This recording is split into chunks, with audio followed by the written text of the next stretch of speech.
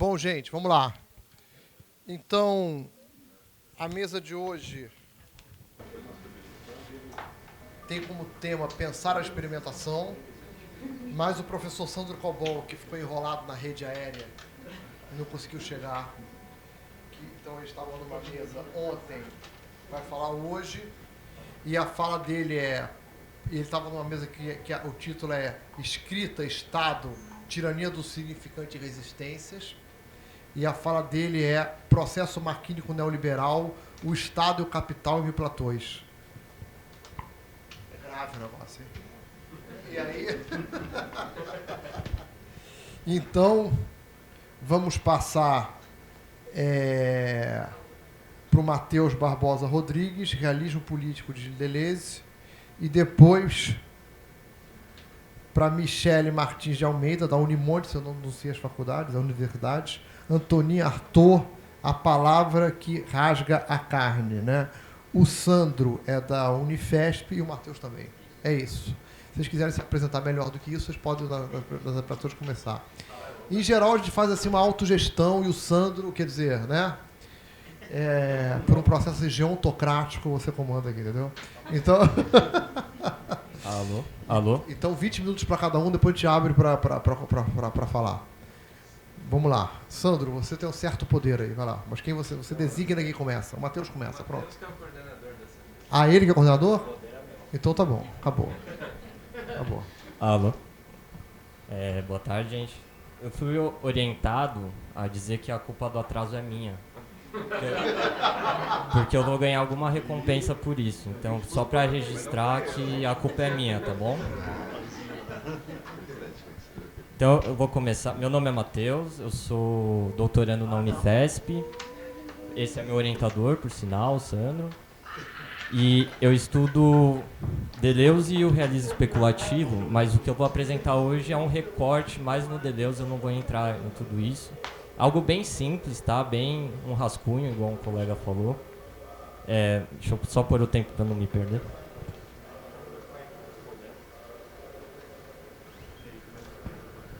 Bom, vamos lá. Vou direto para o que eu quero em termos de conceito, tá? A ideia, na minha fala, é trabalhar uma relação entre ontologia e política no Deleuze, né? Mas do ponto de vista da orientação política e ontológica, não entrando em nuances do tipo Estado ou qualquer coisa do tipo. E o que eu quero trazer é uma ideia que eu acho que está no Deleuze, acho que a gente pode provar a partir do Deleuze que ela está ali, mas que não costuma ser uma leitura mais convencional do Deleuze. E essa ideia, que eu espero que faça sentido no fim, é que quando a gente fala de ontologia no Deleuze, pensando em uma ontologia de processos, uma ontologia do devir, na verdade, o devir não é o princípio da realidade, mas ele é o produto.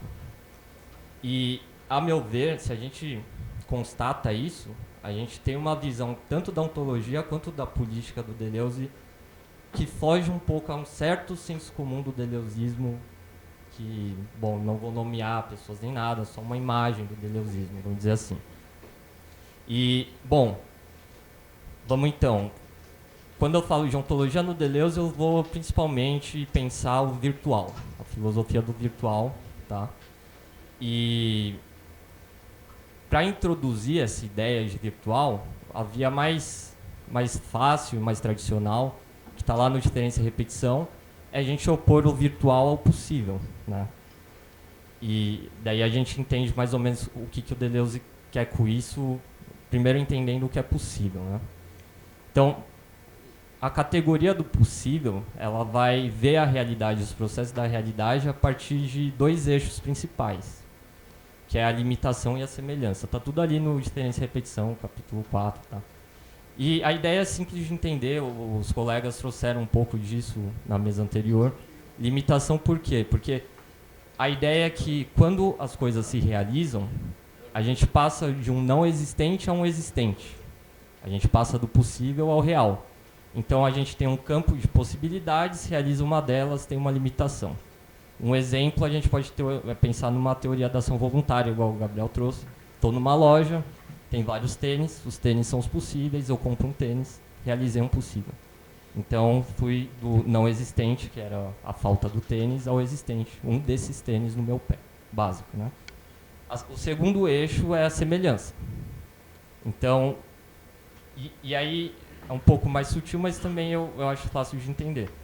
O possível é uma categoria lógica. Então, a forma do possível é a não contradição e o princípio de identidade. Um tênis não é uma camiseta. Tá?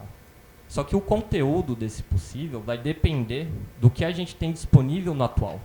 Por ser só uma forma lógica, o possível ele não pré-define nada. Ele vai precisar preencher essa forma com o que a gente tem à disposição no atual. Ou seja, eu estou lá na loja de tênis, eu vou ter vários tênis, e esse vai ser meu campo de possíveis. Tá? E o Deleuze começa a fazer uma crítica a essa ideia de possível como modelo da realidade justamente por causa dessa ideia de semelhança. Porque o que acontece? Se a gente fala que o possível é meio que esse campo a partir do qual a gente, por exemplo, age, mas se esse possível depende do atual, a gente entra num ciclo, que é o ciclo da semelhança, né? Na verdade, o possível ele não vem antes do real, ele é uma retroprojeção do campo do atual, certo? Então, nesse sentido, o grande problema é, se a realidade é feita de possíveis e passagens do possível ao real, é uma realidade sem novidade alguma. Porque a gente fica preso ao campo do dado estabelecido, do atual, das coisas como elas são apresentadas para a gente, certo? Então, eu chamo essa posição que o Deleuze vai encontrar funcionando desde o Platão até Kant, Hegel e assim vai, de realismo do possível, né? Porque se a gente parte de uma visão que coloca o possível como uma categoria central, a gente chega a um certo conservadorismo, né? É aquele sentido mais banal e comum do que é ser um realista, é se adaptar a como as coisas são, né? Cair na real, não sair do campo do que está dado, vamos dizer assim. Só que o Deleuze ele traz o virtual para se opor a isso, né? E ele vai se opor justamente a esses dois eixos. Começar da semelhança. Pro Deleuze, o principal, em oposição, vamos dizer assim, à semelhança entre possível e real, a gente tem uma diferença entre virtual e atual, certo? Então, o atual seria o quê? Seria esse regime das coisas como elas são dadas num espaço, num tempo, com uma extensão, com uma qualidade, objetos, indivíduos, coisas formadas, né? Eu gosto do exemplo de nuvem, eu gosto de pensar em nuvens. Uma nuvem que a gente olha no céu, ela vai ter uma certa aparência, segundo a altitude dela, ela vai ter um volume, um comprimento, um diâmetro, ela vai ter uma coloração. Por exemplo, se a gente olhar para a janela hoje, a gente vai ver nuvens acinzentadas, certo? A partir daí a gente pode saber, com a experiência, que nuvens acidentadas mais baixas são causa de precipitação, por exemplo. Até aí a gente está falando do real no campo do atual, certo? O virtual, por outro lado, ele vai ser não do registro da coisa, do indivíduo, da forma, num certo espaço, num certo tempo, mas principalmente do registro de variações, de relações, né? É meio abstrato porque é abstrato mesmo, né? Mas pensando no exemplo da nuvem, a gente pode dizer que mais profundo do que a forma e a aparência da nuvem são as variações que constituem essa nuvem. Então são variações de temperatura, pressão, umidade, radiação, velocidade. São todos esses termos que eu trouxe são relacionais, eles não existem em si mesmos, né? São diferenciais, Deus vai dizer. E ao mesmo tempo, eles são invisíveis, né? A gente não vê uma temperatura, a gente no máximo sente, mas ao mesmo tempo eles são justamente a condição para uma nuvem emergir. Então, de certa forma, o virtual, esse domínio de variações e relações, que a gente pode dizer invisíveis, mas que estão na gênese das coisas visíveis, tal como uma nuvem. Tá? Não sei se ficou claro, se não foi entender alguma coisa, mas eu continuo. A segunda oposição que o Deleuze vai colocar é que, bom, tem a diferença, que é mais importante que a semelhança, porque virtual e atual não se assemelham, e a implicação disso é que, quando o virtual passa ao atual, ele não faz por limitação, mas por atualização, por diferenciação. Isso quer dizer o quê? Que se produz algo que não estava dado, se produz uma novidade que não estava contida como um possível pré-estabelecido, igual era no caso da teoria da ação. Tá? Então, para ficar no básico, a ideia é que o virtual, ele, ao quebrar esse ciclo da semelhança, ele coloca no princípio da realidade algo como a contingência, tá? Algo como um indeterminado, algo que a gente não consegue antecipar. Pegando no exemplo da nuvem, a gente pode continuar. Talvez por isso que a gente possa dizer que as previsões climáticas, meteorológicas, elas nunca são absolutamente precisas, né? As previsões que a gente lê no jornal muitas vezes erram, mesmo com a ciência mais avançada que a gente tem. Por quê? Porque a formação de fenômenos climáticos tem um grau de imprevisibilidade voltada justamente ao que a gente pode dizer que é esse caráter virtual que provoca as coisas. São variações de intensidade, umidade, pressão, radiação, e assim vai, tá bom? Então, beleza. Isso eu chamaria de um realismo do virtual no Deleuze. A gente fala de realismo, mas num sentido totalmente diferente do senso comum, que vai colocar como ser um realista, cair na real, se adaptar, se conformar ao que está dado. Se esse princípio de contingência, de indeterminação está movendo a produção das coisas, na verdade, ser um realista é apostar na novidade, na mudança, que as coisas não vão se manter as mesmas, né? É aquela velha lição de colocar o tempo como o princípio motor das coisas. A história. A gente estuda a história, a gente percebe que a gente chegou até aqui por conta de um processo, as coisas não eram como elas são hoje, e a gente percebe ao mesmo tempo que elas também não vão permanecer como elas são hoje, né? Se tudo está no tempo, tudo está sujeito a essas variações e assim vai. Isso seria um realismo virtual. Beleza. Até aqui, eu acho que a gente tem uma visão bem geral e bem aceita. Eu acho que ninguém seria contra o que eu estou falando. Depois a gente discute. Só que, e aí, onde eu tenho a minha hipótese, isso não esgota o que Deleuze está falando. Porque se a gente põe o virtual como o privilégio, o solo de onde as coisas são criadas e se produzem, a gente deixa essa ontologia vulnerável a certas críticas, que são muito conhecidas contra o Deleuze.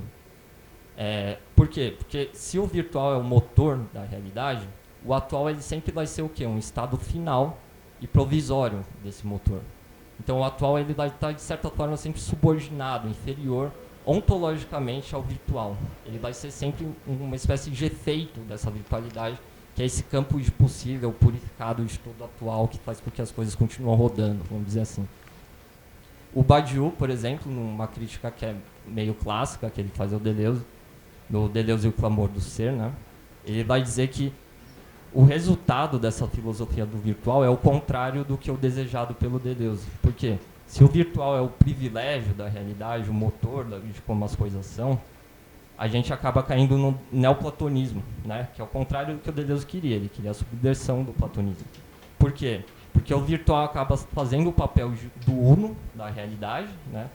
O eterno retorno ao virtual, sempre, enquanto o atual vira o múltiplo, o que as coisas são produzidas na multiplicidade atual, só que esse múltiplo é uma aparência, é um efeito, porque na verdade é uma produção que sempre vai voltar para esse virtual. A gente entra num criacionismo, quase que um indeterminismo do atual, vamos dizer assim. Então Badiou vai ter essa leitura maldosa do Deleuze, partindo dessa ideia de que o virtual é o privilégio, né? O Peter Howard, ele meio que tem um livro que chama Outside This World, alguma coisa assim, Fora deste Mundo. Ele puxa muito da tese do Badiou e explora as consequências políticas da tese do Badiou, que ele vai dizer, o privilégio do virtual, a filosofia do virtual tem que consequência política? Uma indiferença à política.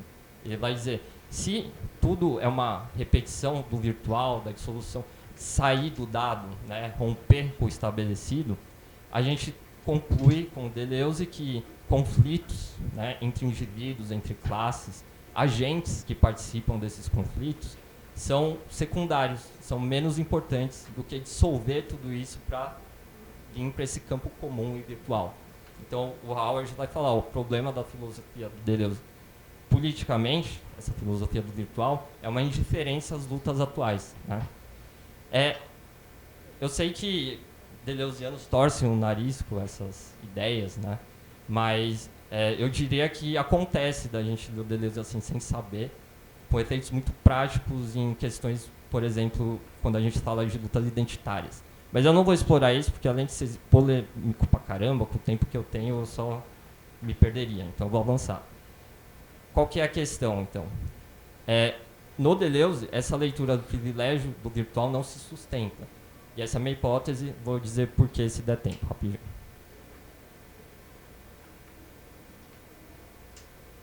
Na ontologia do Deleuze, isso no Diferença e Repetição, Lógica do Sentido, no Leibniz o Barroco, que é um livro que eu gosto muito, eu não mexo tanto com o capitalismo e esquizofrenia, embora eu acho que a ideia se aplique também. Mais do que uma dissolução do atual, eu vejo gradações do atual na filosofia do Deleuze. Tá?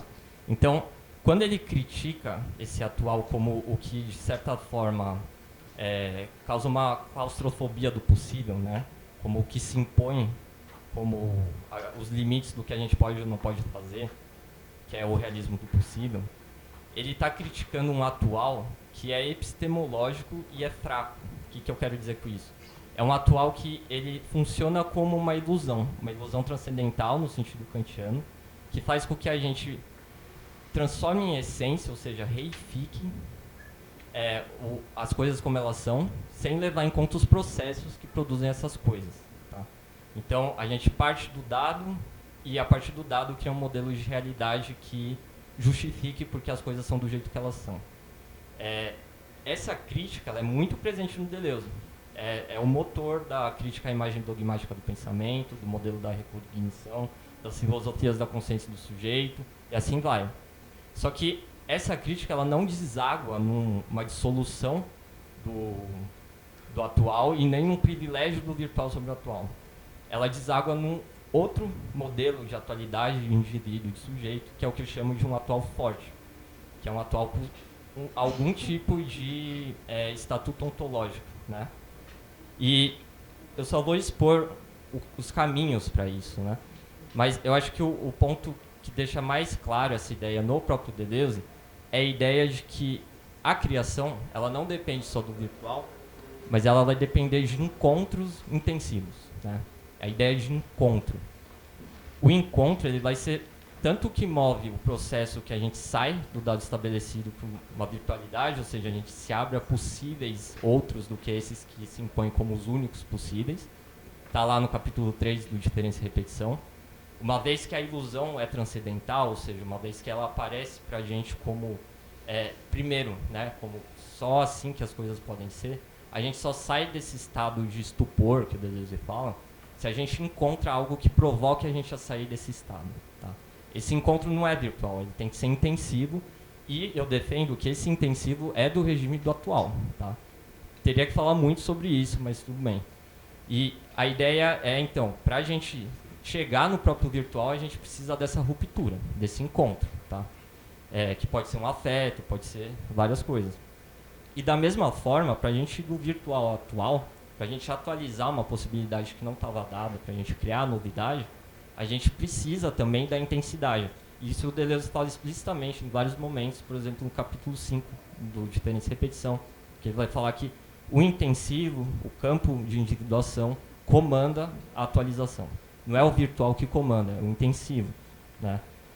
Então, dois exemplos rápidos desses dois processos. Por exemplo, quando a gente fala em romper o estabelecido no encontro. Esse exemplo não é do Deleuze, é do Manuel Delanda, mas eu gosto muito porque eu acho bem didático. Que o Delanda fala, vamos imaginar o período Cretáceo. Ele era dominado pelos répteis, né? Era uma cadeia alimentar em que os mamíferos tinham um papel muito menor do que tem hoje. Então a gente pode dizer que os mamíferos, como espécie dominante, igual a gente tem hoje no nosso período atual, era uma virtualidade dormente ali. Esse possível existia, óbvio que existia. Só que o que fez com que a gente rompesse e virasse essa cadeia alimentar para sair de uma era para outra, no termo das classes que dominam, né? Um meteoro. Foi um meteoro que explodiu tudo e causou que, de pequenos roedores vivendo às margens, os mamíferos evoluíssem a espécie dominante. Né? Ou seja, precisou de um encontro radical que destruísse e mudasse totalmente as condições do que estava dado. Só que essa ruptura também não precisa ser radical e forte, ela pode ser progressiva. E a gente pode pensar nas simbioses da natureza. O exemplo clássico que o Deleuze usa no Mil Platôs do Devir Vespa, né, da orquídea, Devir orquídea da vespa, que é a simbiose do reino vegetal com o reino animal, né? Dos insetos de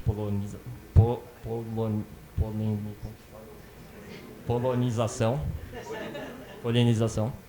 De novo, óbvio, a vespa, a orquídea tinham uma série de virtualidades, mas precisou do encontro para que, por exemplo, a vespa se tornasse um órgão reprodutor da orquídea, a orquídea uma fonte de alimento da vespa, devir vespa da orquídea, e assim vai.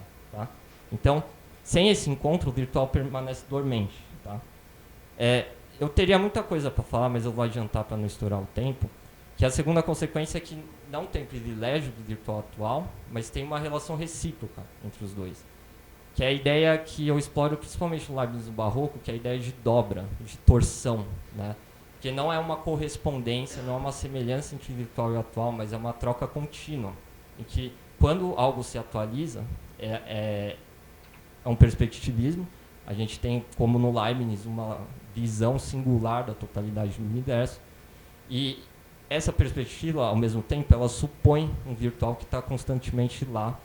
Eu vou parar por aqui porque é complexo, não vai dar para entender, mas a ideia é que não tem privilégio, existe uma determinação recíproca. E a consequência disso esqueci. Os exemplos do meteoro e da vespa, da simbiose, né, eles já estão ligados ao ponto que eu queria defender. O devir, ele é um produto, né? O devir se faz no encontro, ele não está dado. Tá? Então, não basta o virtual, porque ele é uma dormência. É preciso que já algo libere o virtual, algo libere esse campo de possíveis. Né? Bom, para concluir, então, qual que é a consequência disso?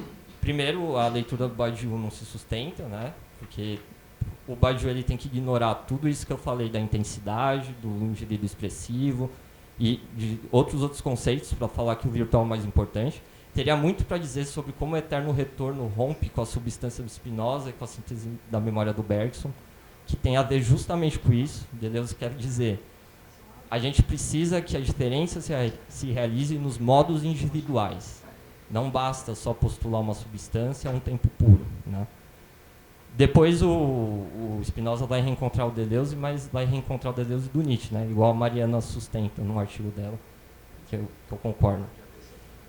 Mas, do ponto de vista político, então, para concluir, a gente tem o contrário de uma indiferença política. A ontologia do Deleuze está o tempo todo simplesmente postulando um chamado à ação, um imperativo à ação. O que ele está dizendo é o contrário de sair do atual. O que ele está dizendo é, sem uma prática, nada acontece. Ou seja, a ontologia, a teoria, ela se dissolve numa prática.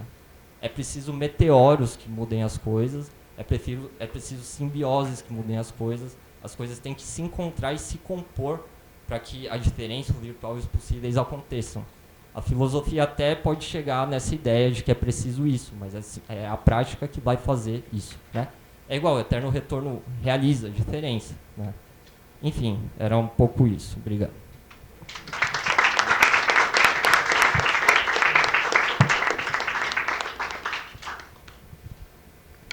Bom, boa tarde.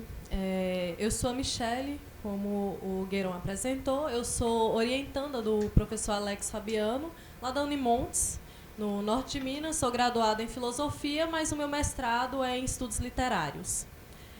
Eu já trabalho com uma pesquisa em Artaud desde a graduação e eu fiz um apanhado assim, do que eu tento trabalhar com ele no mestrado para trazer para vocês. Os desdobramentos são inúmeros, então eu tentei condensar um pouco e trazer um pouco do que eu vou desdobrar no terceiro capítulo da minha dissertação, onde eu vou tratar um pouco sobre o sentido e o não sentido e a questão do virtual e do não virtual. A fala do Matheus foi assim, espetacular, né, como introdução para o que eu vou propor. Aí eu preparei um pequeno texto para mim não me perder aqui no tempo. Enfim. Kafka, certa vez, nos dissera, né, abre aspas, tento constantemente comunicar algo incomunicável, explicar algo inexplicável, falar de algo que eu sinto apenas em meus ossos e que só pode ser experimentado nestes ossos, fecha aspas. Essa fala brutal e violenta do Kafka, ela nos atinge, assim como ele mesmo propõe, né, um soco no estômago. E acaba que nos nocauteia. Ele nos fala exatamente aquilo que é a expressão da escrita artodiana. Um falar que range, uma escrita que vai até os ossos. É o que o Deleuze vai chamar de corte no caos, feito pelo plano de imanência. Funciona como um crivo, é o que faz traçar um plano para a criação de conceitos.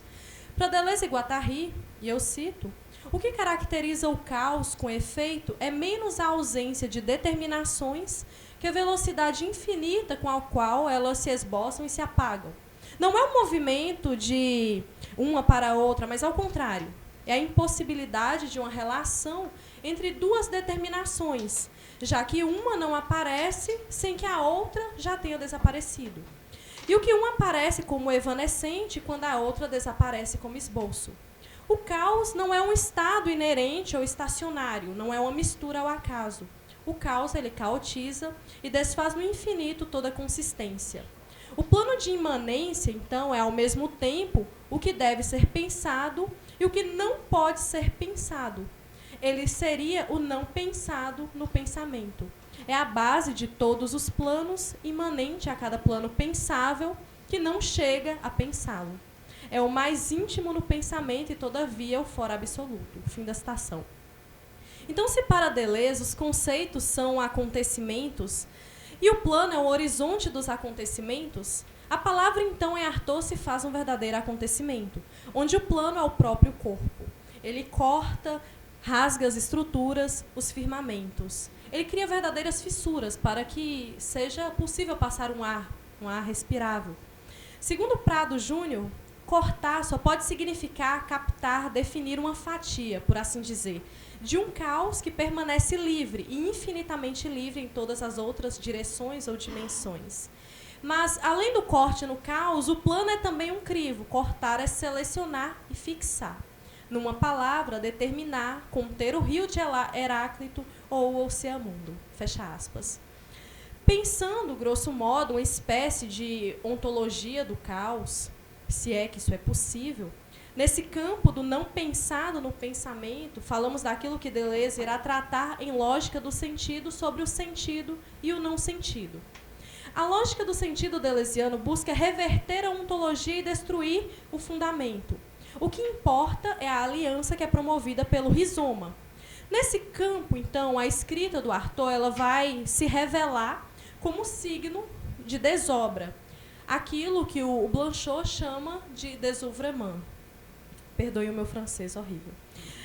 Como isso seria, então, máquinas de produzir sentido, que vai dissipar toda a universalidade divina, o que o Artaud chama dos juízos de Deus, e a personalidade humana em favor de singularidades assubjetivas, a fundamentos, a significantes.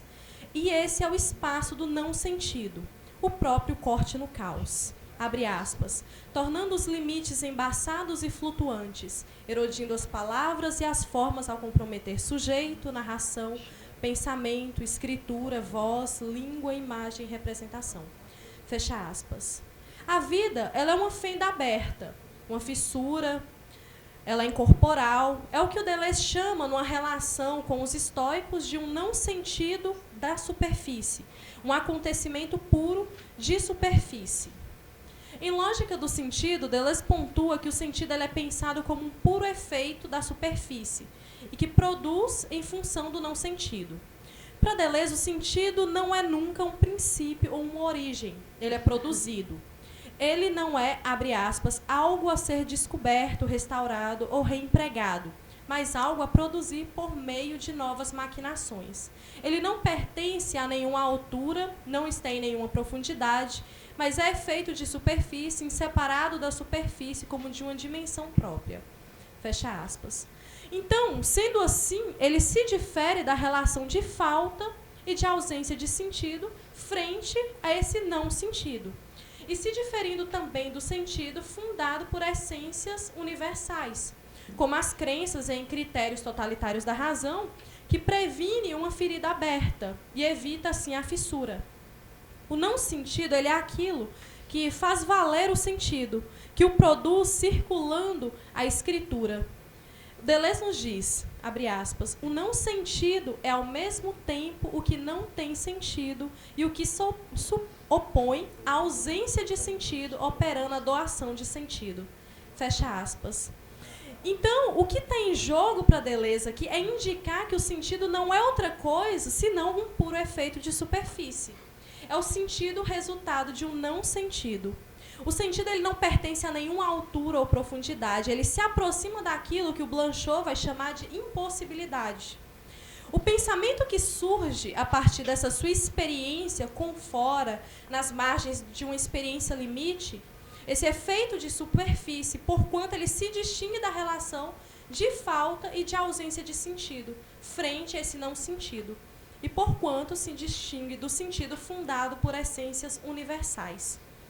A experiência limite da qual eu falei, ele é um conceito elaborado pelo Blanchot, que ele vai se referir à experiência que se retira para além dos limites, onde o limite ele é o próprio impossível. Em outras palavras, a experiência limite ela é aquela que vai desafiar e ultrapassar os limites do que é considerado possível, do que é considerado como aceitável. Nós falamos, então, de uma forma de escrita que busca o contato com o impossível, com aquilo que é inexprimível, com o próprio desastre, como nos fala Blanchot. Nos confronta com o impossível, com o inexprimível, com o irrepresentável. É uma experiência que nos desafia a pensar o que está fora dos limites da razão, da linguagem e da identidade. Para Blanchot, em sua busca pela apreensão da experiência, ele vê através da escrita uma forma de experimentar o limite. Aquilo que escapa ao impossível, de se aproximar do silêncio que não cessa de falar. A escrita ela seria uma espécie de gesto que se anula ao se realizar e que se desfaz ao se fazer. O escritor ele é aquele que se expõe ao nada, ao vazio, ao abismo da obra. Por isso, uma experiência de morte, como ele chama, de silêncio, de ausência, de repetição, de fragmentação e de aniquilação do autor e da obra. É também uma experiência de liberdade, de ruptura, de transgressão, de criação e de comunicação com o outro, marcando uma experiência paradoxal, que desafia a razão, a linguagem e a representação. É um mergulho no fora absoluto, no próprio caos. É a experiência limite como a experiência do fora. É o caos como o infinito no qual o pensamento mergulha. A impossibilidade, né, essa impossibilidade da literatura, ela está justamente em fazer da presença uma ausência, que é tornar presente aquilo que não poderia estar presente. Por isso, esse caráter paradoxal e ambíguo da linguagem literária. É diante do desaparecimento que as coisas se revelam enquanto presença. Ou seja, a obra ela só se torna obra quando ela se desobra. Para se realizar, é necessário provocar a sua própria ruína. E quando falamos em desdobramento, nós falamos da negação como uma condição de criação da literatura. É na sua irrealização que ela se realiza. Então, a experiência limite ela é a própria experiência, onde o pensamento ele tenta compreender esse incompreensível. E o pensamento ele ultrapassa os seus próprios limites, afirmando mais do que é capaz de afirmar. E esse excesso é a experiência que afirma apenas pelo excesso de afirmação, sem ter nada para afirmar. E, finalmente, não afirmando nada. É a afirmação em que tudo escapa e o que escapa, a unidade. A linguagem literária, em sua relação com o exterior, ela faz surgir a irrealidade, o campo amplo do imaginário. Não se trata de um simples acesso à exterioridade como um outro. Ao contrário disso, como nos diz a Maiara Dionísio, abre aspas, é um abandono do sujeito para a abertura ao que está fora, ao fora de si e da linguagem comum. Fecha aspas. Ao mesmo passo em que Artaud tenta expressar através das palavras o seu pensamento, o seu grito mudo que está explodindo dentro de si, ele cria um outro universo em que ele se distancia de si, buscando um outro que vai escapar, então, dessa representação clássica. Como nos diz Artaud, abre aspas, a questão é saber se é melhor escrever isso ou é melhor não escrever mais nada. Fecha aspas. O próprio ato de escrever, em que Artaud insiste em descrever ou transcrever seu estado de dor, de angústia existencial, gera um estado novo, desconhecido, na medida em que ele produz um outro tipo de pensamento, sem imagens ou formas, criados a partir da impossibilidade de pensar. Uma impossibilidade que causa dor, é sentida na carne e é observada até o seu limite. Segundo Uno, abre aspas, a intensidade do vazio destrói o pensamento, mas esse mesmo vazio engendra através de uma escrita poética algo novo e que se consolida pouco a pouco como um novo tipo de pensamento, fecha aspas. Pois em seu poema, o Artaud ele não tenta criar uma valorização de uma experiência interior ou extirpar essa dor. Ele busca um pensamento em que, mesmo afirmando eu não consigo pensar, ele sempre retoma a força para pensar a sua dor. Intensifica e elabora essas experiências agonizantes para fazer surgir uma outra força a partir do desequilíbrio criado e a paralisia insuportável do pensamento. É a partir dessa oscilação repetitiva do pensamento entre essa paralisia insuportável e a reflexão realizada no extremo das dificuldades que o pensamento se transforma e faz surgir uma espécie de máquina pensante em sua pureza, em que o pensamento sustentado sobre o pensável e todas as operações racionais da máquina pensante são, então, fissuradas, rejeitadas, refeitas. Todas essas experiências inexoráveis do pensamento e do corpo vão conduzir Artaud a uma ressignificação, então, da linguagem, remetendo ao problema do signo e da linguagem. Segundo Uno, a transformação da máquina pensante ela começa quando ele experimenta esse vazio ou esse nada no seu pensamento. As palavras elas são, então, fragmentadas, elas vão sendo esvaziadas e petrificadas. Qualquer transformação ela começa pelo esvaziamento e despedaçamento do objeto, levando-o de volta às forças das quais foi extraído e colocando em movimento novamente. Assim, o pensamento, o corpo e as palavras, eles estão envolvidos no mesmo processo de mudança, um processo de difícil devir. São estados agonizantes e paralisantes vindos da impossibilidade de pensar.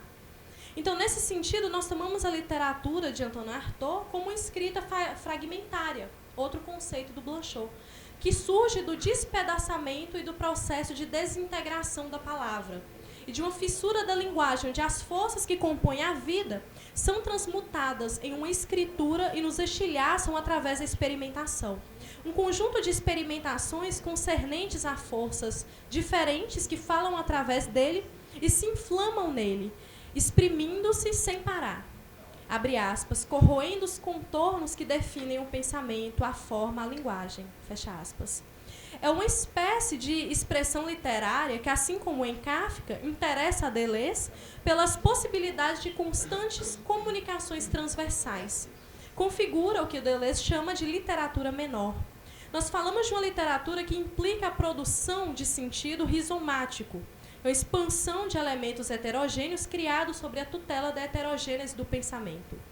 Artaud, cito Deleuze e Guattari, é atravessado por um fluxo de vida invencível, que lhe vem principalmente de suas cartas, de suas novelas, de seus romances e de seu inacabamento mútuo por diferentes e comunicantes permutáveis. Fecha aspas. Os componentes da expressão em Artaud, como as cartas, as pinturas, o próprio teatro, rompem-se e ramificam-se em um processo interminável. São fluxos de escritas interrompidos, mas todos comunicantes. A escritura está no lado do inacabamento. É um caso de devir. Um despedaçamento de formas e reconstrução de conteúdos. É um movimento pelo meio. Conforme nos diz Kafka, abre aspas, a palavra eu não a vejo e a invento, fecha aspas. Então, Artaud ele manifesta em sua obra esse sentido rizomático. E esse sentido rizomático ele instaura como uma lógica e a conjunção e, enquanto anula o fim e o começo, como diz Deleuze e Guattari. É um rizoma, não começa e nem conclui. Ele se encontra sempre no meio, entre as coisas, esse interser, intermezzo, fecha aspas. Essas são as condições de uma literatura menor. É aquela em que a enunciação é sempre histórica, política, social e produtora de novos enunciados. Cito Deleuze e Guattari. Uma literatura menor ou revolucionária, ela começa por enunciar e só se vê e só concebe depois. A expressão deve despedaçar as formas, marcar as rupturas e as ramificações novas. estando despedaçada uma forma, reconstruir o conteúdo que está necessariamente em ruptura com a ordem das coisas. Fim da citação.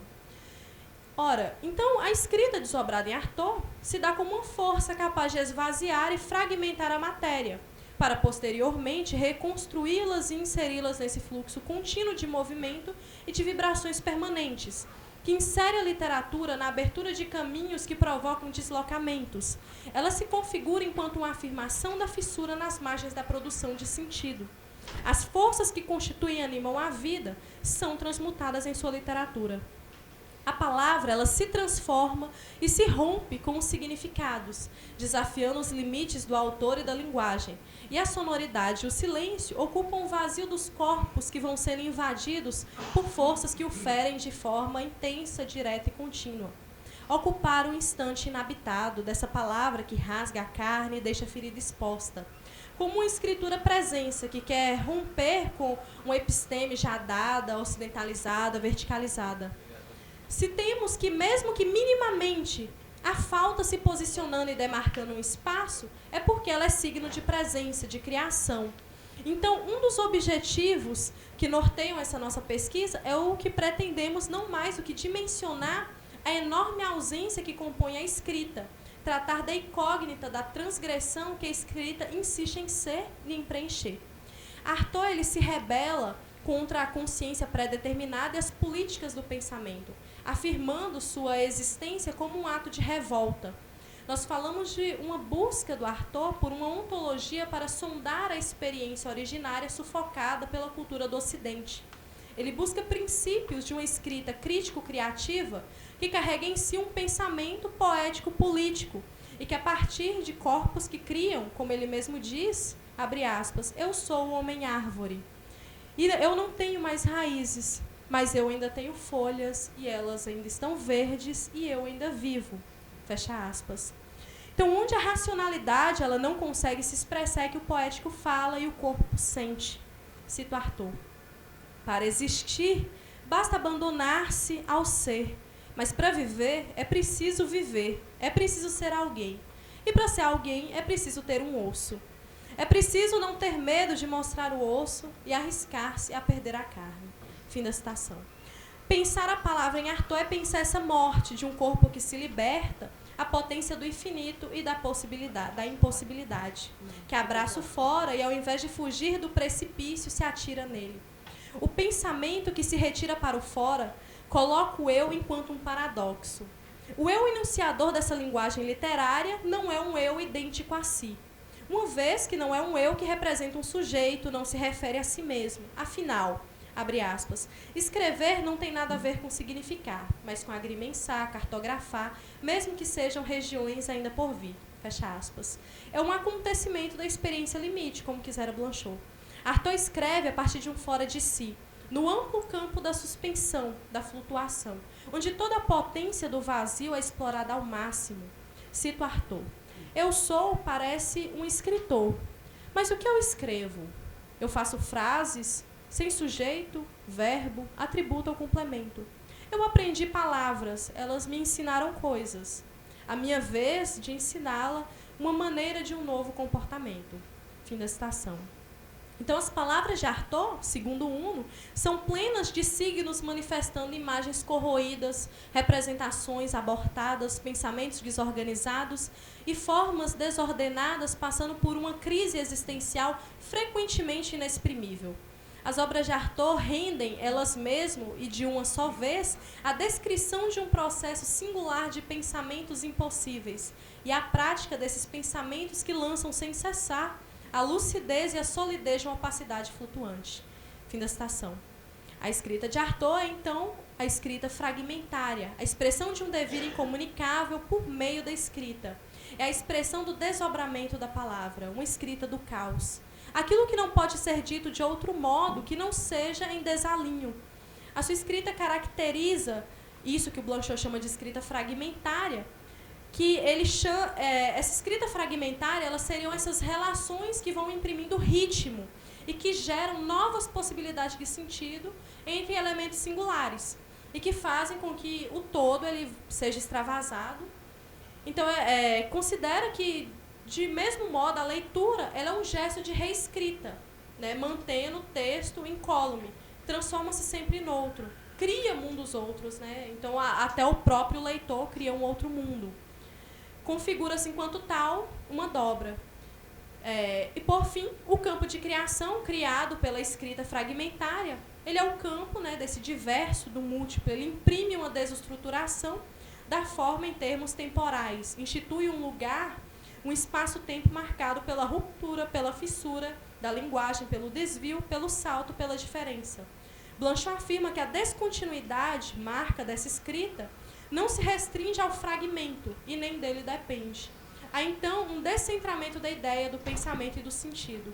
É o que nos desloca para o campo do fora da escrita, do fora da linguagem. Obrigada.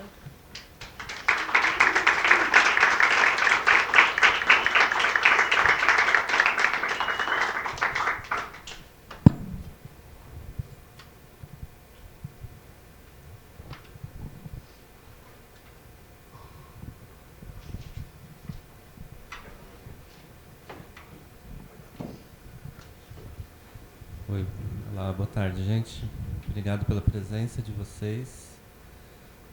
Obrigado a Michelle e ao Matheus por me acolherem nessa mesa. Bom, ontem fiquei preso no aeroporto por causa de uma chuva lá em São Paulo, que me deixou muito chateado porque eu não pude acompanhar as outras apresentações da mesa que eu estava inicialmente. Mas vou acompanhar depois, né? Que bom que está sendo gravado. Obrigado aos organizadores, organizadoras. Vamos em frente. Deleuze e Guattari, em Mil Platôs, os platôs 12 e 13, discorrem sobre as metamorfoses do Estado ao longo da história. De uma hipótese sobre o surgimento do Estado ao Estado-nação, passando pelo Estado imperial arcaico ou despótico, apontando para cada caso os diversos processos maquínicos de captura dos fluxos que os caracterizam. Processos de captura das populações, das mercadorias, do comércio, da propriedade privada, do capital. Ou seja, o Estado é o mesmo, mas muda frequentemente de figura. Ele só reina sobre o que é capaz de capturar. Mas, além disso, ele é impensável sem a relação com um fora que é irredutível a ele. Sejam as comunidades segmentárias, os bandos nômades, as minorias, as organizações ecumênicas de diversos tipos, podem ser comerciais, industriais, religiosas. Esse fora irredutível ao Estado se apresenta como máquinas de guerras polimorfas e difusas, e só existem na medida em que produzem fluxos e movimentos que não se deixam apropriar pelos Estados. Nesse sentido, há um campo perpétuo de interação, de coexistência e de concorrência entre os Estados e as máquinas de guerra assim entendidas. Vejamos isso mais de perto. O ponto de partida é a tese de Pierre Clastres, de que o Estado está ausente das sociedades primitivas ou segmentárias, seja no interior dos grupos, seja se impondo do exterior sobre a multiplicidade dos grupos, na medida em que os grupos possuem mecanismos que atuam incessantemente com o objetivo de impedir o surgimento do Estado, se configurando não como uma sociedade sem Estado, mas como uma sociedade contra o Estado. Diante disso, Deleuze e Guattari vão destacar como Clastres rompe com os postulados evolucionistas ao afirmar que, nessas sociedades, primeiro, o Estado não é produzido pelo desenvolvimento das forças produtivas, já que estas não tendem ao desenvolvimento, mas a satisfação das necessidades sem a produção de excedentes.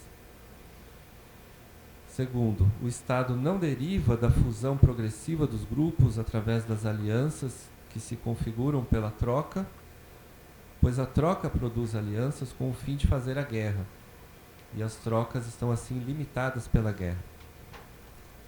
Terceiro, a guerra nas sociedades primitivas não produz o Estado porque seu efeito é justamente o de impedir a formação de relações de mando e obediência entre vencedores e vencidos, já que a própria dinâmica da guerra, nesse contexto, impede que isso ocorra.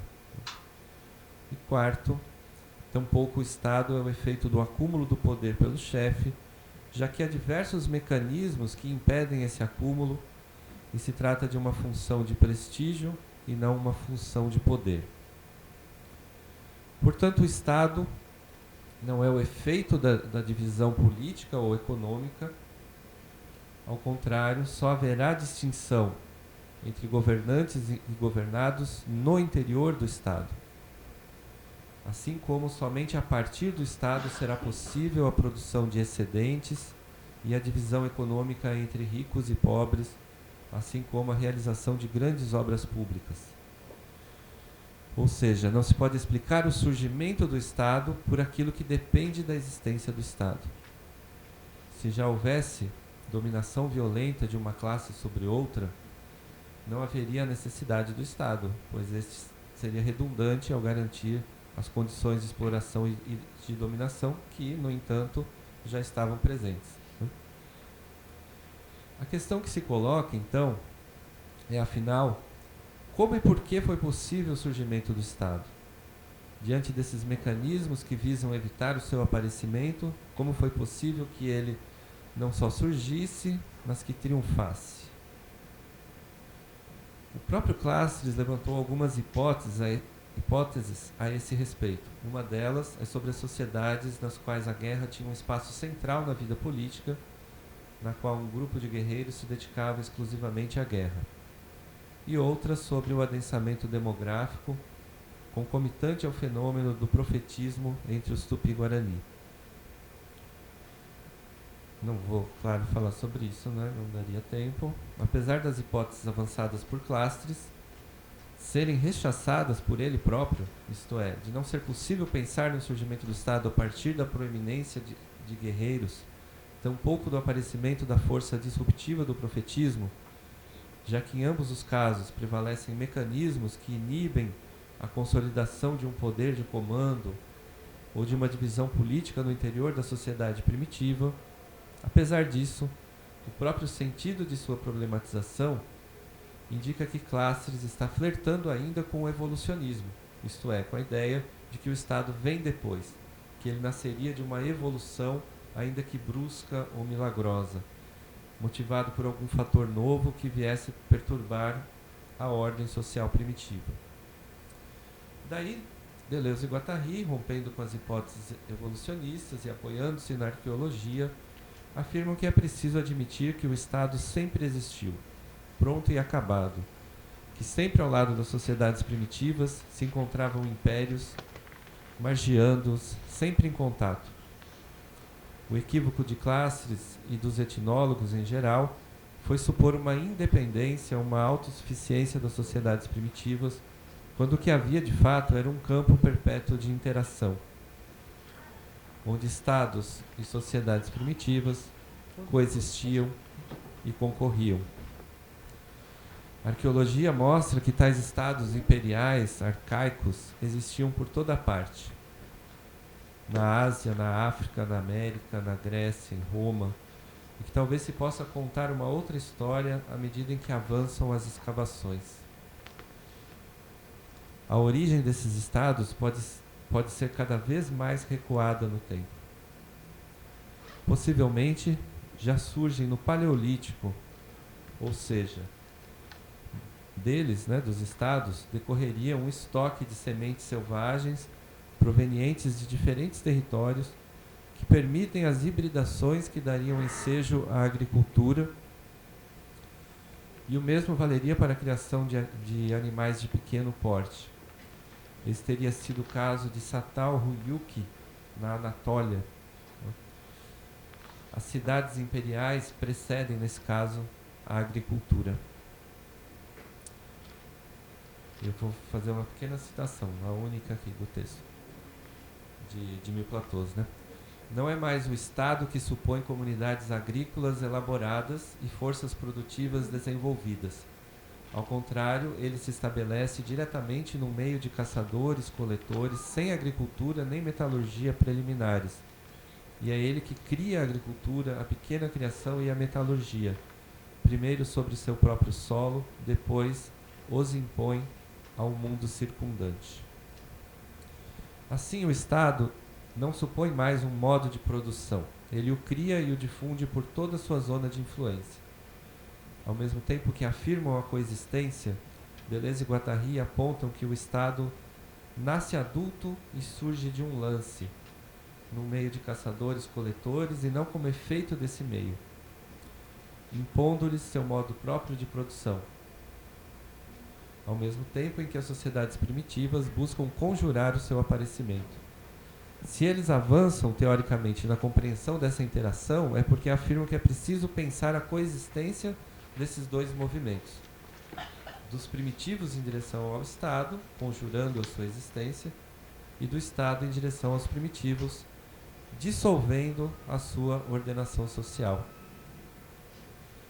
Segundo as hipóteses de Karl Marx, assumidas por Deleuze e Guattari, o aparelho de Estado avança submetendo as comunidades agrícolas primitivas ao poder do imperador déspota, que institui a posse da terra comunitária, embora submetida à propriedade transcendente do imperador, que também se apropria do excedente, do estoque e do sobretrabalho, isto é, organiza as obras públicas e as funções burocráticas que decorrem delas.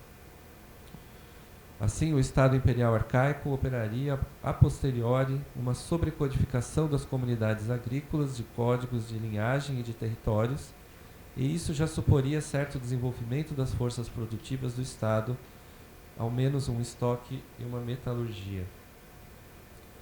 Ele faz nascer um modo de produção derivado do estoque de excedentes agrícolas que o impulsiona.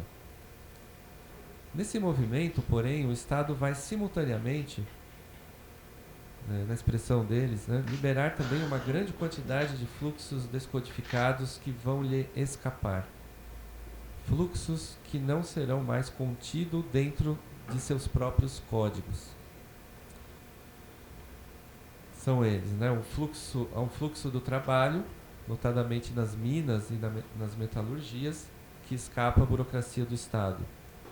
Há um fluxo da moeda, que potencializa o comércio e os bancos, que foge da forma monetária do imposto. E, por fim, há, sobretudo, um fluxo de apropriação privada, que se constitui marginalmente ao sistema da propriedade pública criado pelo Estado e, inevitavelmente, atravessa as malhas da sobrecodificação. O Estado imperial arcaico, sendo uma invenção própria do Oriente, verá os fluxos que sobrecodifica tenderem a se tornar uma mais-valia de fluxo junto aos povos egeus, na Europa, cujos estados não produziam e não acumulavam estoques, mas usufruíam do estoque agrícola oriental ao trocá-lo por matérias-primas, como a madeira e os metais, que muitas vezes traziam de outras partes da Europa. Além disso, sempre que podiam, usufruíam desse estoque através de saques. Desse modo, esses estados ocidentais não produziam por si sós um excedente acumulado, mas se beneficiavam do que os estados orientais produziam, e isso através do comércio e dos saques, o que daria aos artesãos metalúrgicos e aos comerciantes no Ocidente, um estatuto mais livre e um mercado mais diversificado, que, segundo Deleuze e Guattari, prefiguravam uma classe média. Isso teria, inclusive, atraído metalúrgicos e comerciantes do Oriente. Cabe a esse Estado moderno organizar os fluxos descodificados, não mais sobrecodificar fluxos já codificados, de maneira que o direito se torne direito subjetivo. A operação do significante imperial dá lugar a processos de subjetivação no sentido de garantir um regime de sujeição social, ao invés de um regime de servidão maquínica, que operava nos estados despóticos. O Estado moderno se apresenta sob as formas mais diversas. Os impérios evoluídos, como o Império Romano, cidades autônomas, feudalidades. Desse modo, os fluxos descodificados continuarão a correr e a produzir novos fluxos que escapam, oferecendo alguns contornos do capitalismo. No entanto, essa é uma condição necessária para o surgimento do capitalismo, mas não suficiente, né? Para realizá-lo, é necessária uma integração, uma conjugação generalizada desses fluxos descodificados, capaz de reverter os aparelhos precedentes. Marx o mostra com toda clareza, né, que essa integração se dá numa subjetividade global e não qualificada, que capitaliza todos os processos de subjetivação. Em outras palavras, é preciso que toda atividade, que toda produção seja referida a uma essência subjetiva única da riqueza, que se exprime num objeto qualquer, né? Não importa se é terra, se é máquina, se é dinheiro, se é trabalho, se é ferramenta, o que seja, né? E, evidentemente, essa subjetividade global não qualificada, essa essência subjetiva da riqueza, é o capital. O capital é, portanto, esse fluxo descodificado, produtor universal da mais-valia, que atinge tal nível de descodificação que os aparelhos de Estado não podem mais alcançar.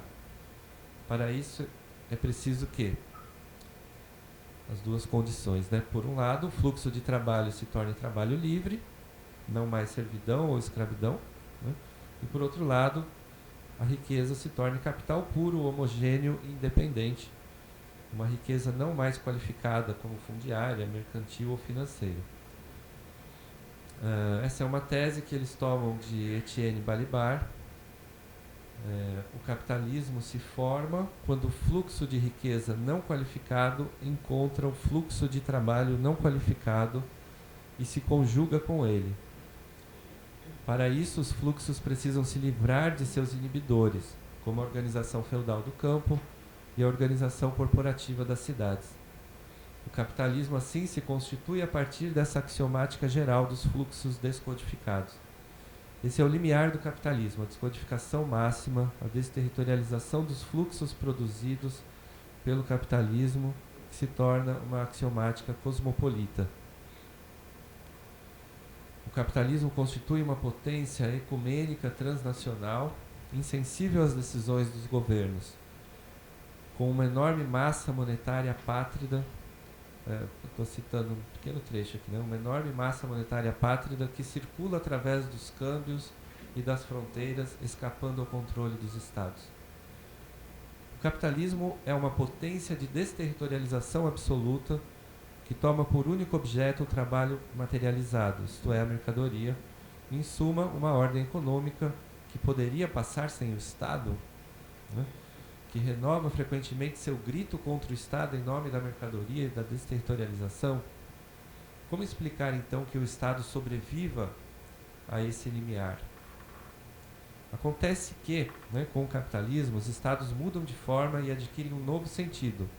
Eles se tornam modelos de realização de uma axiomática mundial que os ultrapassa.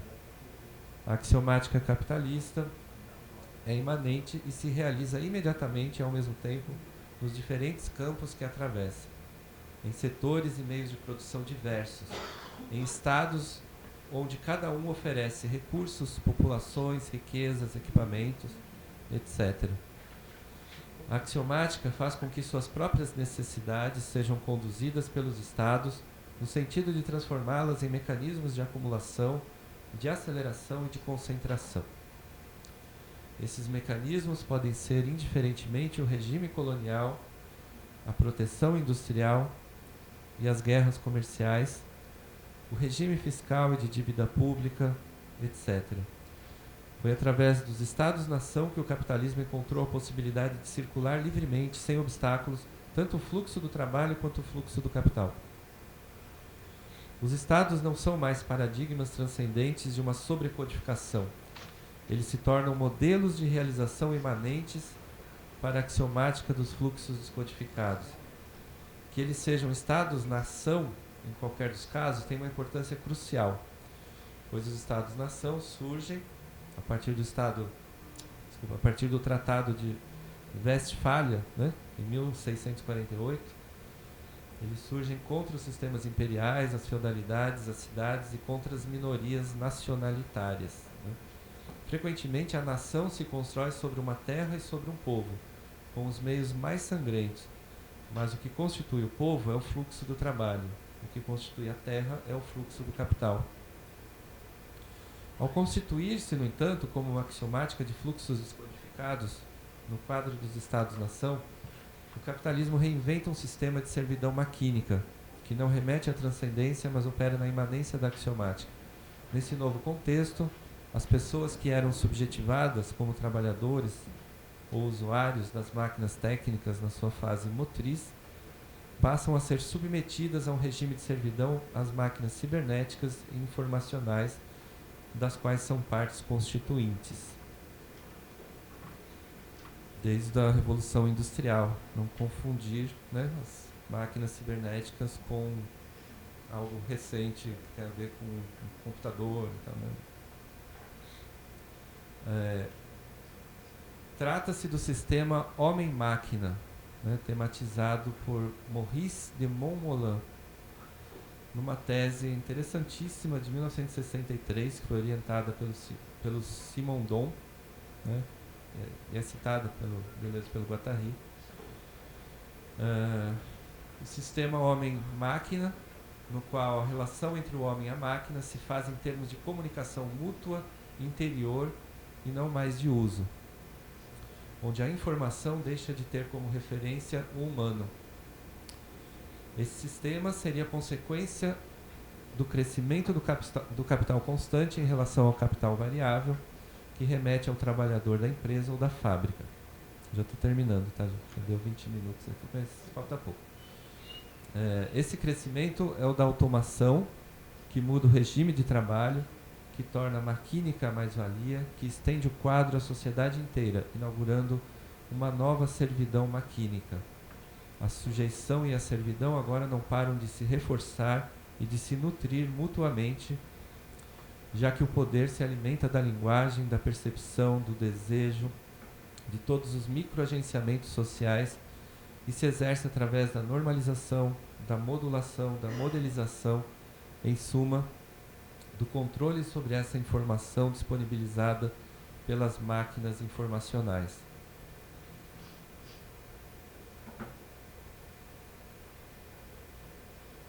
Aí eu vou pular aqui um trechinho, né, que eu retomo os três momentos do aparelho de captura, né? Primeiro, a sobrecodificação dos fluxos, o segundo, o tratamento dos fluxos descodificados enquanto processos de subjetivação, e esse terceiro momento que eu acabo de descrever, né, que a sujeição é apenas uma etapa para a etapa para o momento fundamental do Estado, a captura civil, a servidão maquínica. Não somos prisioneiros do Estado, não somos forçados por ele à servidão, mas estamos plenamente capturados, maquinicamente servis a ele. De maneira que o texto termina perguntando: que tipo de captura é essa, nem voluntária nem forçada, não uma servidão voluntária, mas uma servidão maquínica, que a cada vez se pressupõe a si mesma, que só aparece como já feita. Vimos assim que o desenvolvimento dos Estados-nação acompanha a chegada do capitalismo. Desde seu início, o capitalismo constituiu uma potência transnacional, uma enorme massa monetária apátrida, insensível às decisões dos governos. A axiomática capitalista faz com que suas próprias necessidades sejam conduzidas pelos Estados no sentido de transformá-las em mecanismos de acumulação. Aí que podem ser o regime colonial, proteção industrial, guerras comerciais, regime fiscal, etc. Foi através dos Estados-nação que o capitalismo encontrou a possibilidade de circular livremente, sem obstáculos, tanto o fluxo do trabalho quanto o fluxo do capital. E importa pouco também, nesse contexto, né, se trata de Estados democráticos, neoliberais, social-democratas, totalitários, tiranias coloniais ou neocoloniais, ou ainda combinações dessas coisas, desde que cumpram o objetivo da valorização do capital no mercado mundial. Vimos ainda que não há capitalismo sem a sujeição das pessoas a um processo de produção que é imposto e que obedece exclusivamente à lógica da valorização do capital, com seus incrementos constantes de produtividade, com a automação e a informatização da produção, que muda o regime de produção que passa a se exercer através do controle sobre a informação que disponibilizamos às máquinas. Com isso, o capitalismo reinventa um regime de servidão maquínica que o neoliberalismo, longe de inventar, vem antes abençoar, ampliar a eficiência e tornar ubíquo. Né? Portanto, o título que eu dei aqui, eu não sei onde estava a cabeça. Né? Não existe um processo maquínico neoliberal. Né? Próprio, né? Existe o processo maquínico capitalista.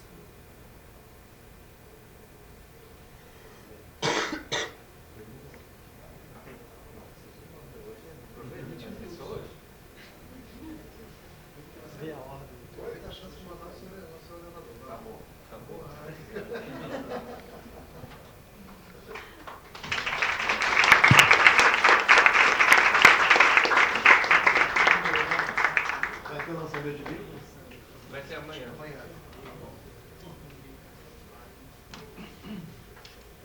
Bom, boa tarde. Professor Luiz Manuel Lopes acabou de fazer uma pergunta importante. Faz a pergunta de novo, no microfone. Teremos lançamentos de livros? Teremos. Amanhã, aqui no Hall dos Elevadores, tem uma livraria Eduerge, tá? Eu acho, se eu não estou enganado, é 18 horas, mas é assim lá pelo final da tarde, tá? Vão ser lançados o livro do professor Sandro Cobol, que ele vai dizer o título aqui. Deleuze. Esqueci. As diferenças intensivas e a potência do pensamento. E vai ser o lançamento do meu livro, que já foi mais do que lançado, mas agora estou relançando, digamos assim, né? Capitalismo, Desejo e Política, Deleuze, Guattari e Marx e a vingança dos capatazes, o bolsonarismo como fascismo. É isso. Bom, então vamos abrir para perguntas num ritmo de rapidez, né? E professor Luiz Manuel, né? Como eu tinha um professor de português que diz: quem pede tem preferência, quem se desloca recebe. Vamos lá. Então, assim, boa tarde, boa noite, bom dia a todos e a todas e a todas. Eu vou falar dessas questões amanhã, né? Espero. Assim, a Airbnb, ela não possui nenhum imóvel e ela é a maior, digamos assim, imobiliária, né, dos nossos tempos. O Facebook não produz nenhum conteúdo e nós trabalhamos para ele fazendo conteúdos. Né? A Uber é a maior empresa de táxi, né, do planeta e não tem nenhum veículo. Né? Então nós estamos diante de alguma coisa incorpórea, daquilo que o Foucault chama de uma importância enorme em se pensar o acontecimento e o sentido. E já que nós tratamos de arte política, o Foucault ele fala de uma estética da existência. Né? E ele diz que a dialética hegeliana com seu esqueleto não dá conta de pensar a história que nós estamos vivendo, porque a história é belicosa e sangrenta, né? Nem muito menos uma análise do discurso, uma lógica do significante, porque esse é um apaziguamento platônico. Né? Então, assim, a nossa posição aqui é de pensar o que nós vamos fazer com filosofia diante das atuações que nós fazemos, porque nós estamos dentro do Estado, nós estamos na UERJ, né?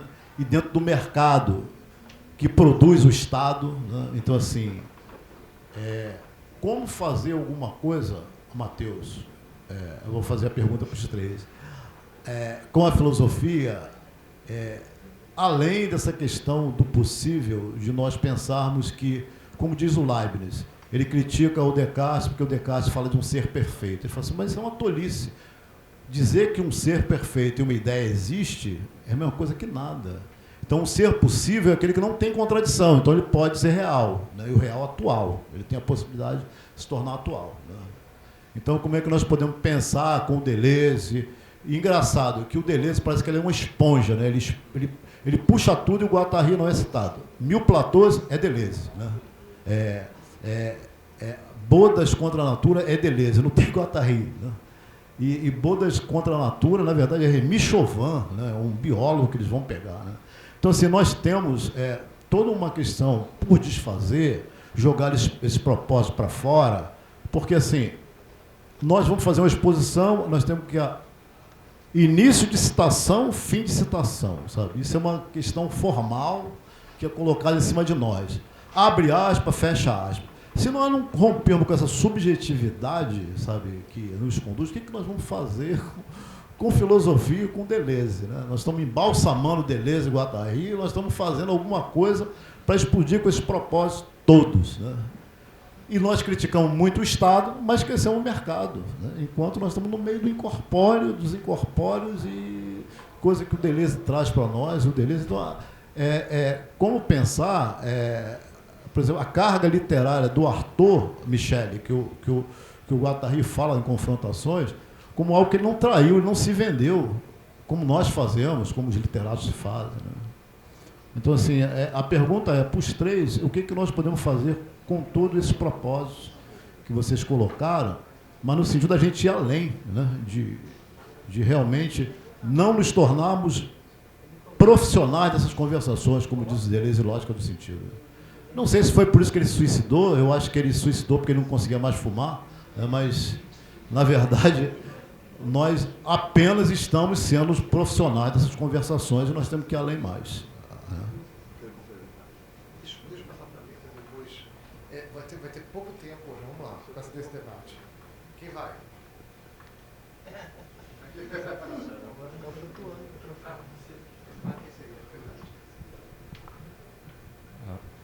Maldade, hein? Profissionais das conversações. Eu não entendo porquê, realmente não entendo. Né? Tenho acompanhado aqui desde ontem e vejo o pessoal explodindo em ideias, experimentando conexões. Eu me incluo. Não, claro, mas eu acho que a gente tem conseguido escapar disso cada vez mais. Será? Eu acho que sim, Luiz. Não, em realizar um evento, sim, né? Mas Porque, é muito forçado. então, e também assim, tem uma pluralidade muito grande, né, de estilos, de maneiras de exposição. Algumas são mais formais, né, alguns prezam mais... Assim, eu sou muito mais um escritor do que alguém que performa, né? Tem pessoas que gostam de performar, que gostam de falar mais. O Matheus hoje desenvolveu muito bem dessa maneira. Tem uma série de estilos e cada um comporta desenvolvimentos próprios da própria linguagem, né? Então, às vezes se formaliza mais, menos, mas eu acho que o intuito geral a gente está atingindo, que é fazer circular, né, o que cada um faz, circular o que cada um faz através de discussões, de embates de ideias. Assim, tem muito pouco tempo para discussão, isso é verdade, né? Talvez a crítica possa ir um pouco por aí, né? Talvez a gente precise pensar em formatos que permitam uma conversa maior. Mas a gente, né, faz anos que a gente fala isso e a gente nunca consegue encontrar, enfim. A revista que nós estamos fazendo também. A revista, Mas se vocês quiserem...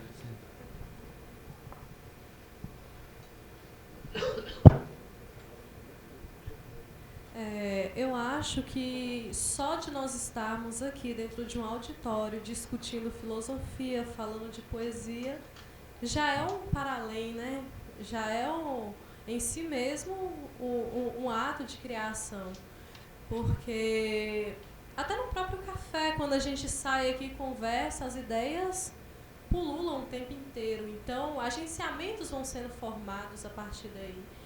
E eu acho que as pequenas transformações que começam, né, a partir do micro, assim como o próprio Guattari mesmo nos chama a atenção para os focos moleculares.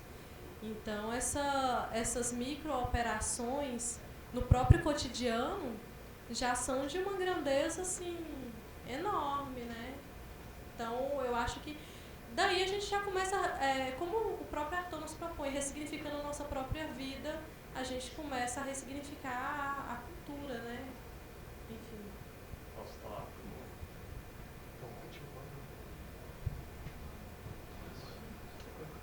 Alô?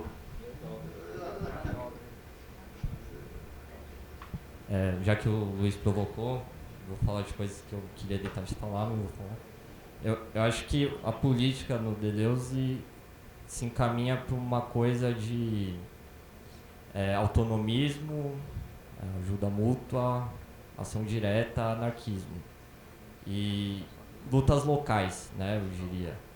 Então, isso significa também entender o limite dessas lutas, né? A gente tem que se colocar no lugar que a gente está, no contexto que a gente está e ver o que elas podem. A gente está dentro de uma universidade, de um evento acadêmico ligado a um POF, feito, a princípio, para discutir teoria, arte, política, etc., mas não para fazer revolução e está tudo bem. Não vai sair uma revolução daqui. Esperar isso é um erro, eu acho. Não precisa, está tudo bem. E outra coisa é, esse chamado à prática é importante, mas ele corre o risco de ser um anti-intelectualismo, né? Tudo bem, tem que chamar a prática, uma ação, a um efeito, mas tem que discutir conceito, tem que entender o que está se fazendo, e está tudo bem, não precisa se sentir culpado por isso, né? Alguém falou que se sentiu antiquado aqui, eu também me sinto antiquado, vamos dizer assim, e está tudo bem, estou feliz, tá? Enfim, era isso. Eu vou passar a palavra para você, mas tenta ser breve. A gente porque... Não, olha só, mas é porque olha só. Então tá bom, então vamos fazer o seguinte.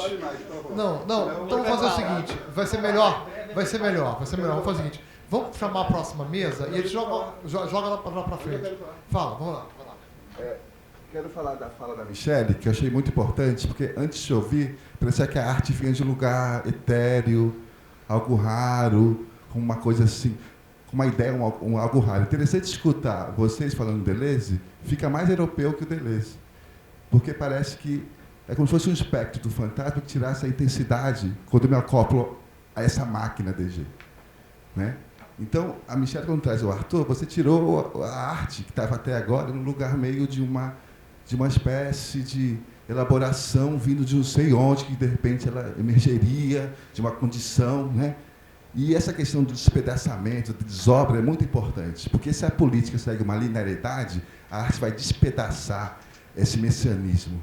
Então, eu quero falar da importância da arte. O que você sente quando você está falando? Porque quando eu te escuto, eu sinto uma intensidade. Porque tem essa ideia do pensamento, eu tenho que esvaziar meu corpo, expulsar minhas intensidades para conseguir fazer que o cérebro funcionasse mais ou conseguisse, né, executar a performance acadêmica. Então, assim, não é porque a gente está aqui num limite que a gente não pode romper o limite. Então, se a arte tem não uma função, nem uma missão, mas ela tem uma potência de desfazer os limites. E eu sinto a intensidade passando. Então, também, quando eu não vejo intensidade, parece que é uma espécie de mortificação do meu corpo, né? Então, é importante também perceber esse lugar em que algo não está passando. Então, nenhum conceito, nenhuma explicação vai fazer nada se transformar. Então, se não tiver o mundo a se transformar, não tem sentido ideia nenhuma. E eu acho que a arte tem a força exatamente de fazer que o corpo saia dessa morte. E eu pergunto para a Michele, o que você sente escrevendo seus textos? Porque eu sinto passar a intensidade. E eu acho que isso é muito importante. E diferencia, entendeu? Diferencia. Porque você se acopla ao Arthur e a eles, todos. E você está na intensidade. Eu acho que isso é muito importante dizer. Porque senão vai ficar uma espécie de filosofia morta. Vamos lá. Vou ser breve. Responder primeiro uma coisa. Eu quero fazer uma geral. Ela vai falar. Mas eu quero falar. Não, mas peraí. Fez um contra... Então vai, fala. Vai lá, Michele. Vai lá. Eu gostaria de agradecer pelas palavras do Paulo e acho que realmente é muito importante a gente trazer, né, a arte para a própria vida, né, como diz o próprio Nietzsche, fazer da vida uma obra de arte. E a minha relação com o Arthur ele foi um signo assim disjuntivo, né, como diria o Deleuze, na minha vida. Desde que eu conheci ele assim, radicalizou. E e quando você pergunta como eu lido com isso, né, realmente na minha própria escrita, né, eu sou muito afetada pelos leitores, né, tanto o Arthur quanto o Maurice Blanchot, que eu trago para esse diálogo também. E isso me afeta bastante, assim, na minha própria escrita. Eu tento colocar um pouco, assim, às vezes eu acabo passando até do limite, me derramando, né. E como disse o professor Felipe ontem na fala dele, né, e que assim, eu me identifiquei bastante, é que eu caí no conceito do idiota do russo, né? Eu entrei e não consegui sair mais. E aí eu tô nessa aí. E é isso.